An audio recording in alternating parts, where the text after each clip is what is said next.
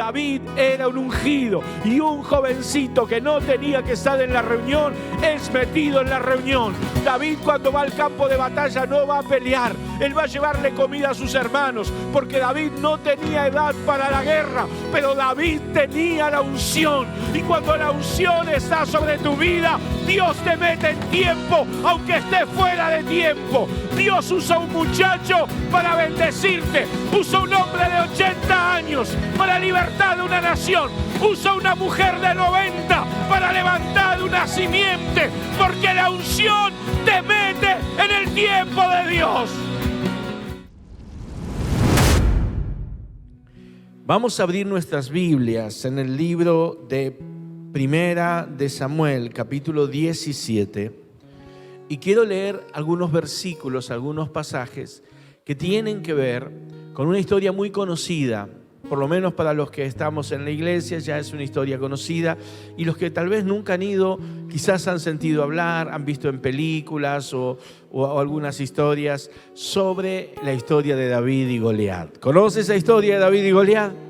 Bueno, yo quiero contar. Goliat era un paladín de los filisteos, un hombre de guerra. Ese paladín, ese hombre de guerra, se habían formado en fila, en posición de guerra. De un lado, todos los filisteos, del otro lado, todos los israelitas. Y este paladín, este hombre Goliat, era un gigante que salía de en medio de las filas de los filisteos y desafiaba a Israel. Y le decía: denme un hombre que pelee contra mí, y si nosotros vencemos, seremos sus siervos. Serán nuestros siervos.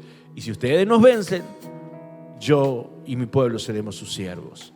Y este hombre desafiaba que alguien le ofreciera una batalla, una pelea, un mano a mano, como se dice. Pero nadie respondía. Hasta que apareció David. Muchísimas gracias, Santi. Hasta que apareció David, y allí se decidió David ir a la batalla. Y aquí está este pasaje, estos versículos que quiero leer con ustedes. Primera de Samuel, capítulo 17. Vamos a leer desde el versículo 40.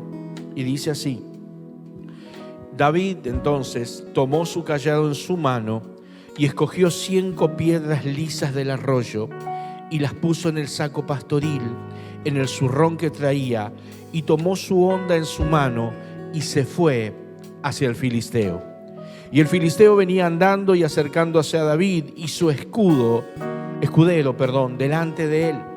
Y cuando el filisteo miró y vio a David, le tuvo en poco, porque era muchacho y rubio y de hermoso parecer.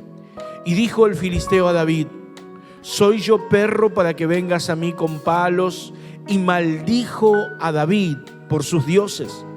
Dijo luego el filisteo a David: ven a mí, y te daré tu carne a las aves del cielo y a las bestias del campo. Entonces dijo David al filisteo: tú vienes a mí con espada y lanza y jabalina, mas yo vengo a ti en el nombre de Jehová de los ejércitos, el Dios de los escuadrones de Israel, a quien tú has provocado. A Jehová te entregará hoy en mi mano, y yo te venceré y te cortaré la cabeza, y daré hoy a los cuerpos de los filisteos a las aves del cielo y a las bestias de la tierra. David le cambió el discurso, dijo: va a ser al revés. Y toda la tierra sabrá que hay Dios en Israel. Y sabrá toda esta congregación, diga conmigo: sabrá toda esta congregación que Jehová nos salva con espada y con lanza, porque de Jehová es la batalla, y Él os entregará en nuestras manos. De Jehová es la batalla, y Él entregará a tus enemigos en tus manos. Amén. Gloria a Dios. Amén. Qué bueno es ver la palabra de Dios. Todos en nuestra vida enfrentamos gigantes. Todos. Los gigantes de hoy no son personas de 3 metros de altura, no son paladines que vienen con espadas, con lanzas o con escudos. Los gigantes que nosotros enfrentamos están en nuestra vida diaria. Los gigantes son dificultades que se presentan en nuestra vida, tal vez en nuestra economía, o en nuestra salud, o en nuestra familia. Los gigantes son no solamente problemas o dificultades, a veces son desafíos, cosas que queremos alcanzar, cosas que anhelamos lograr, pero que de una manera u otra están fuera de nuestro alcance. Un gigante es algo que yo no puedo conquistar por mí mismo.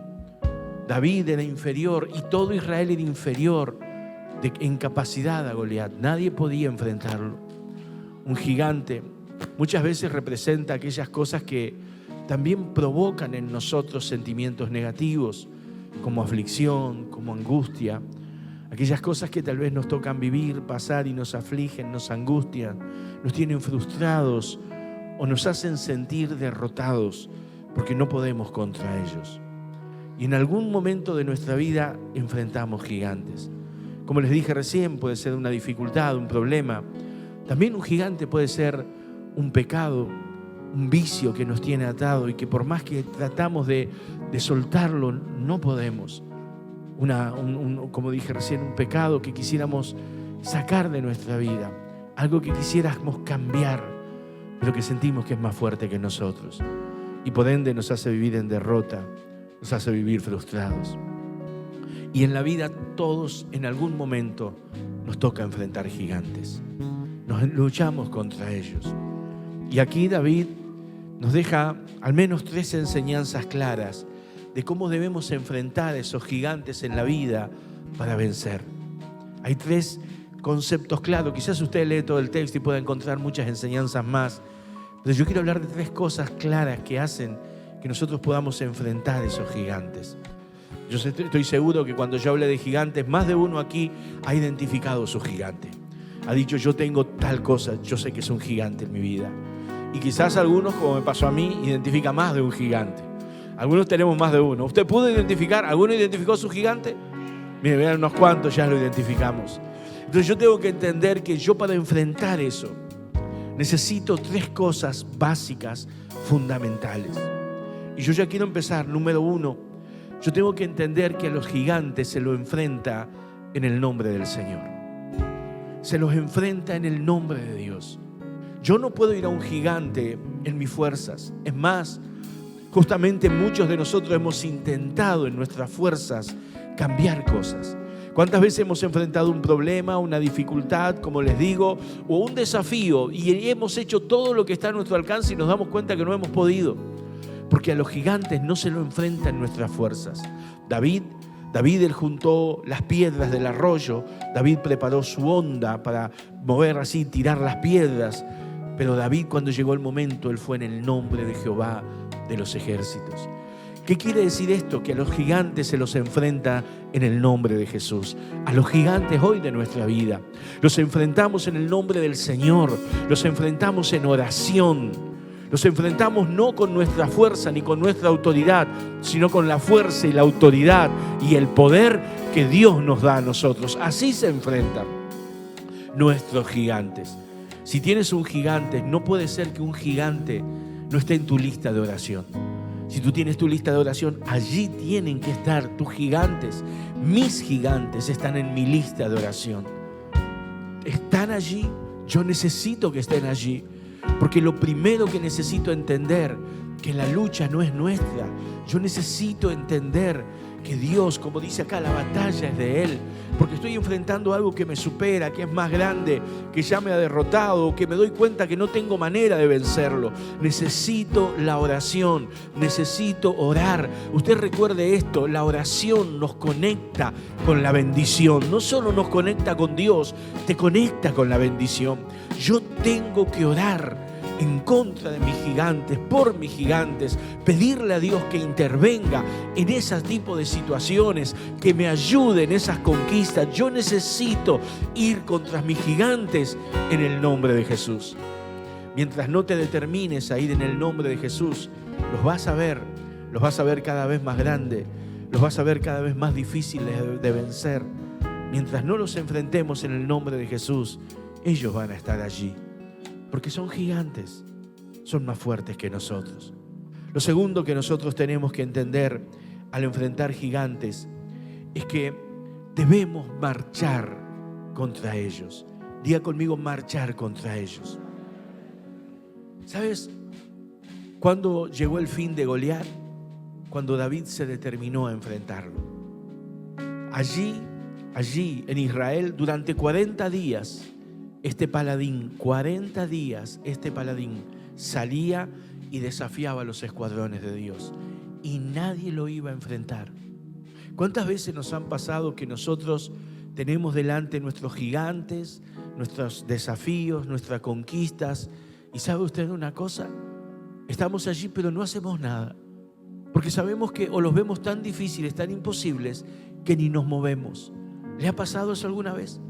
Quizás usted tiene entre sus proyectos querer comprar algo, tener algo, pero lo ve tan lejano que dice, que ni averiguar voy, si es imposible para mí. Y no hace nada. Estamos delante de un problema, de una dificultad y tenemos temor de enfrentarla o de ir contra ellas, pero a los gigantes nosotros debemos enfrentarlos.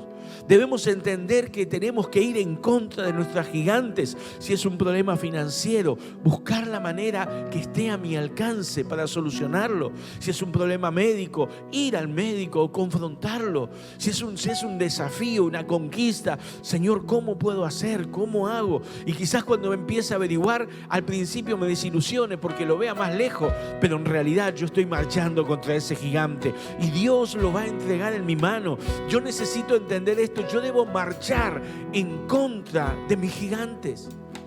Esto es esencial para vencerlo. Muchas veces nosotros contemplamos los problemas, las dificultades, las conquistas, pero no hacemos nada por ellos. Creemos que las cosas cambian solo. Moisés, cuando él le trajo la libertad a Israel de Egipto, Moisés salió y se enfrentó al Mar Rojo y al ejército de Faraón atrás. Ese no era un gigante, eran dos gigantes. Tenía uno por delante y el otro por detrás. Y cuando él clama a Dios, Dios le dice, ¿por qué clamas a mí? Di al pueblo que marche. Y tú extiende tu mano y divide ese mar en dos. ¿Sabes qué puedes hacer una vara delante de un mar? ¿Qué puede hacer un brazo extendido delante de un mar? Nada. Pero cuando Dios te manda a marchar, y yo marcho con Dios, una vara divide un mar, un brazo extendido divide todo un mar para que esa sea después la tumba de todos los enemigos. Moisés tuvo que marchar en contra de su gigante. Nosotros tenemos que entender eso. ¿Qué significa marchar? Hacer lo que está a nuestro alcance. Yo no puedo dividir el mar, pero puedo extender una mano, puedo extender una vara. Yo no puedo cambiar un diagnóstico médico, pero puedo hacer todo lo que el médico me dice y bendecir la medicación, porque Jeremías dice aquí, les enviaré sanidad y medicina y los curaré. Y yo puedo confiar en esa palabra. Yo tengo que entender esto. Yo tengo que hacer lo que está a mi alcance para que Dios complete el resto. Cuando Josué iba a conquistar la tierra prometida, Dios le dijo, vas a enfrentar a naciones más poderosas que tú, vas a enfrentar a gigantes que están dentro de esa tierra, vas a ir contra ciudades amuralladas y bien guardadas. Contra eso Josué no podía hacer nada, pero Dios que le dijo, yo te voy a dar todo lugar que pise la planta de tu pie. Él no podía derribar una muralla, él no podía matar a un gigante, él no podía vencer a un ejército mayor, pero él tenía que pisar la tierra con la planta de su pie y Dios haría el resto. Dios derribó los muros, Dios entregó los gigantes, Dios mandó las avispas, Dios envió piedras del cielo, pero Dios le dio la victoria. ¿Cuándo? Cuando Josué hizo su parte. Entonces yo tengo que entender que necesito accionar en contra de mis gigantes. ¿Con qué? Con lo que tengo a mi alcance, con lo que puedo, con lo que yo entiendo que está en mi poder hacerlo. Eso es fundamental, porque eso también es una expresión de fe. La Biblia habla que la fe sin obras es muerta. Y yo digo, sí, Dios me va a entregar los gigantes, me va a dar las conquistas, me va a dar victoria sobre lo que estoy enfrentando. ¿Y qué estás haciendo? ¿Cómo mostrás tu fe en cuanto a eso? ¿Cuántos presupuestos buscamos? ¿Cuántos lugares fuimos? Yo tengo que entender que necesito marchar para que Dios abra el camino. ¿Estamos en esto? Y lo tercero y último necesario para enfrentar nuestros gigantes es que debemos usar las armas que Dios nos dio. Dios me dio armas espirituales. Detrás de cada gigante que se presenta en tu vida, aunque no lo veas, hay un poder espiritual. ¿Sabes? Goliat no solamente era un hombre de gran estatura que desafiaba a Israel. Goliat era un mensajero del infierno. ¿Por qué? Porque Goliat provocaba angustia, provocaba aflicción. Goliat tenía a Israel desanimado. Goliat tenía a Israel perturbado. Lo perturbaba porque detrás de él había un poder espiritual que se movía. Y nosotros tenemos que entender que si queremos vencer nuestros gigantes, mi amigo, es tiempo de usar las armas espirituales. Todos, yo creo que aquí más o menos tenemos nuestros gigantes. ¿Por qué crees que hablamos del ayuno? ¿Por qué la vigilia la vez pasada? ¿Por qué vamos a tener vigilias este mes? ¿Por qué se están planeando actividades? ¿De qué? De usar las armas espirituales, usar el ayuno, usar la oración, usar los votos, las armas que Dios nos dio, que tenemos a nuestra disposición, que Dios te guía a usar. Pero necesitamos entender que hay cosas que no van a caer hasta que no usemos las armas que Dios nos ha dado para esas cosas. Hay una guerra espiritual, hay una guerra donde nosotros necesitamos golpear los cielos, y te sobran ejemplos. Por ejemplo, yo te voy a dar un ejemplo. Daniel tenía la palabra escrita que el pueblo de Dios iba a ser liberado de Babilonia a los 70 años. Y cuando se cumplieron los 70 años, Daniel, ¿qué dijo? Bueno, es hora de irnos, nos vamos. No, Daniel entró en ayuno y en oración para que la palabra se cumpla. Yo tengo que usar esas armas espirituales que Dios me dio. Jacob había sido prosperado por Dios. Escuche esto, había sido bendecido. Dios lo había enriquecido, le había dado una familia. Jacob vivía la bendición de Dios. Dios lo había protegido en su andada, en su viaje. Pero Jacob se iba a encontrar con su hermano, el mismo hermano que había prometido matarlo. ¿Y Jacob qué hizo? Estrategia humana. Le mandó las ovejitas, le mandó las vaquitas, le mandó a algunos de los que estaban con él y le decían: decile a Esaú, tu siervo Jacob te envía todas estas cosas a su señor Esaú. O sea, en argentino lo chamulló también. Y preparó todo.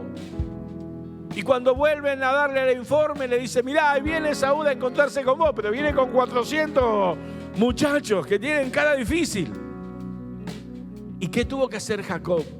Las estrategias humanas no le sirvieron. ¿Sabe qué tuvo que hacer? Tuvo que dejar su familia, sus hijos de un lado, tuvo que cruzar un arroyo, y pasó toda la noche orando. Él clamó, dice Oseas, que con ruego y con llanto pidió. Y al otro día, cuando se enfrentó a su hermano, no fueron las ovejitas, no fueron los mensajeros, sino que Dios tocó el corazón de Saúl, y cuando lo vio comenzó a llorar y corrió y lo abrazó, y todo estaba cambiado. ¿Por qué? Porque usó armas espirituales. Es más, no fueron ninguna de esas cosas, porque el mismo Saúl le dijo: ¿para qué quiero tus vacas yo? Llévatelas todas. No me interesa nada de eso. Fue Dios el que tocó el corazón de Saúl. En este tiempo nosotros hemos luchado con muchas cosas, y una de mis oraciones, de las armas que usé, es la palabra.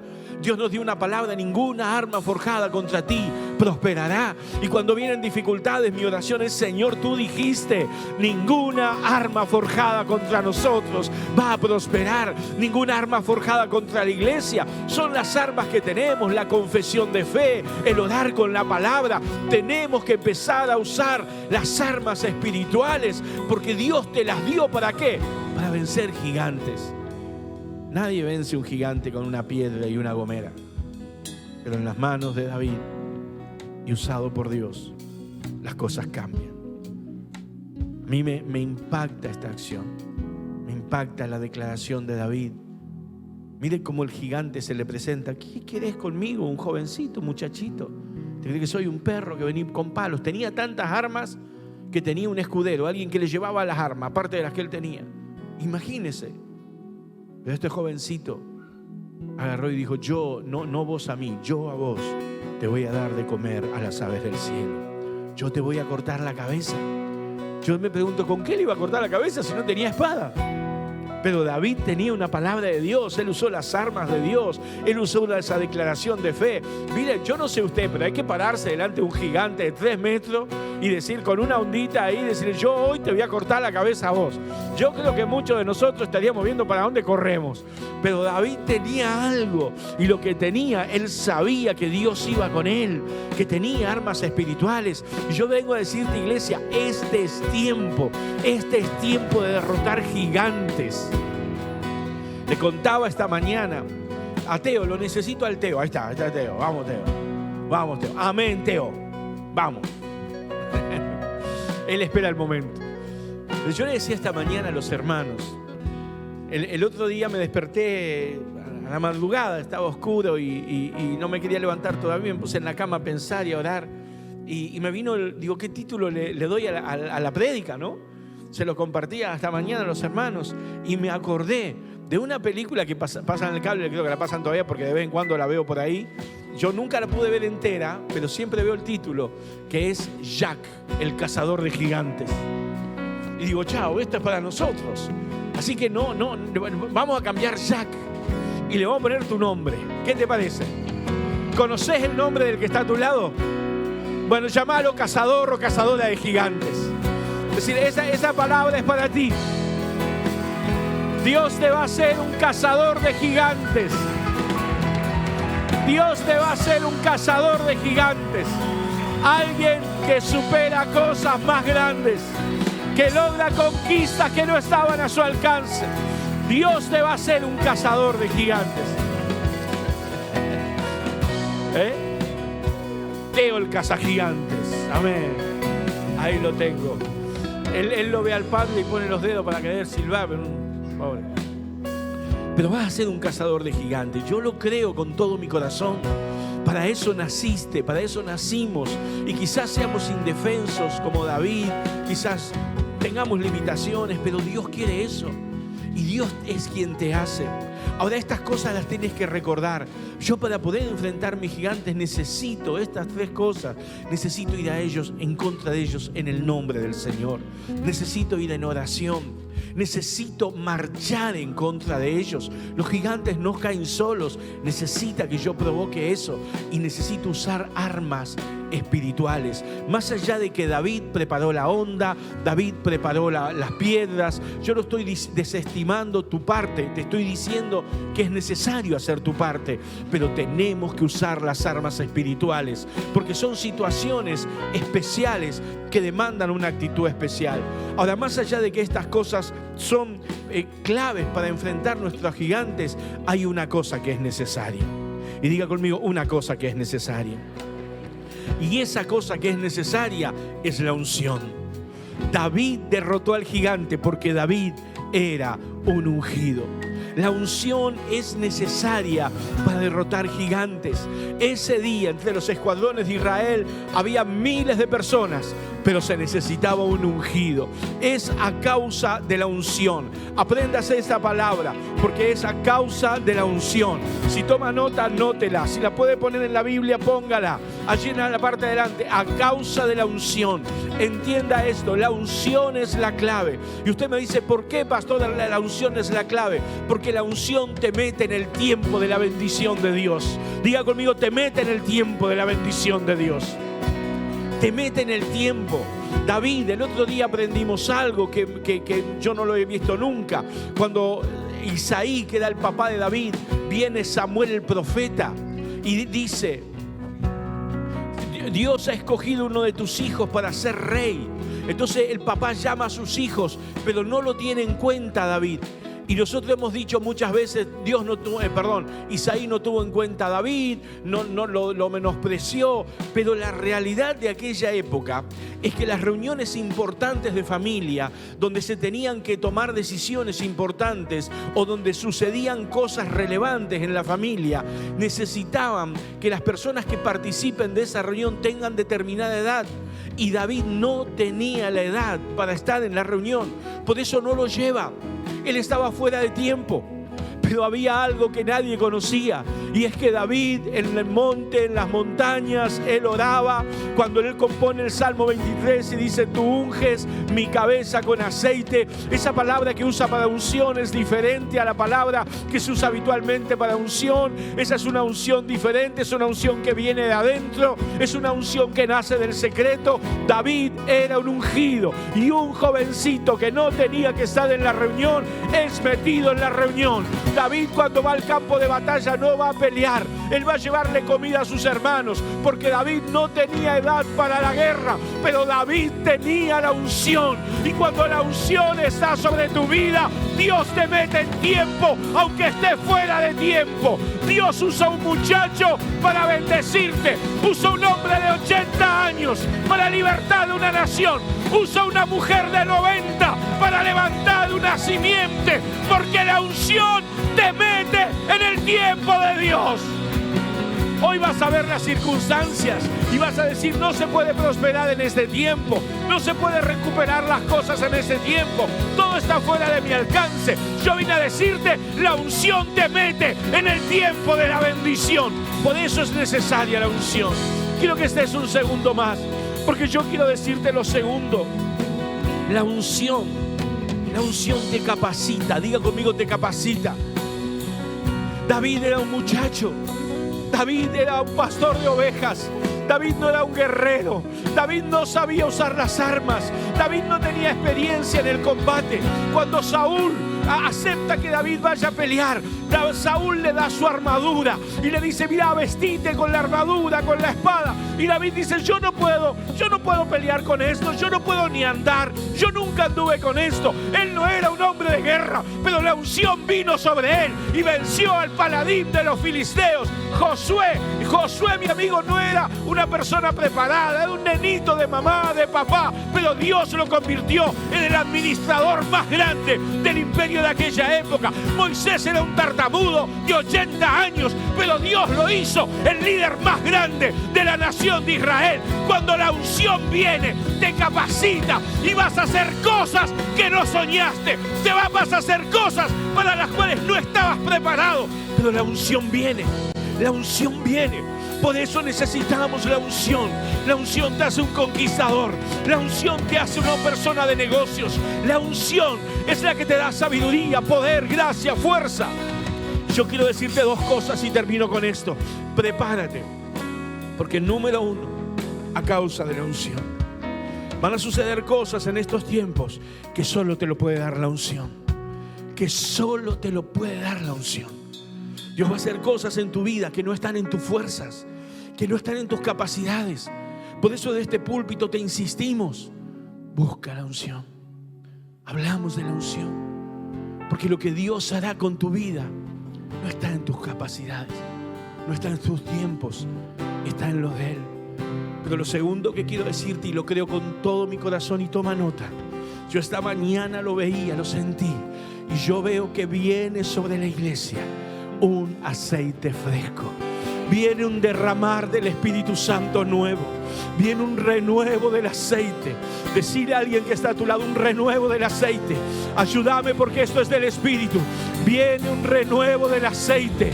Viene un renuevo del aceite. Yo te lo estoy diciendo. Viene sobre la iglesia. Dios va a derramar una vez, otra vez y otra vez. Y a causa de esa unción van a suceder cosas que no sucedieron. Lo que no pasó en otros años va a pasar en este, a causa de la unción.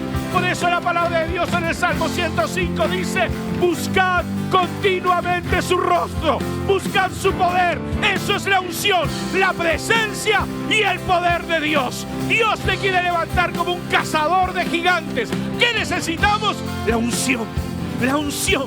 Vamos a venir por la unción.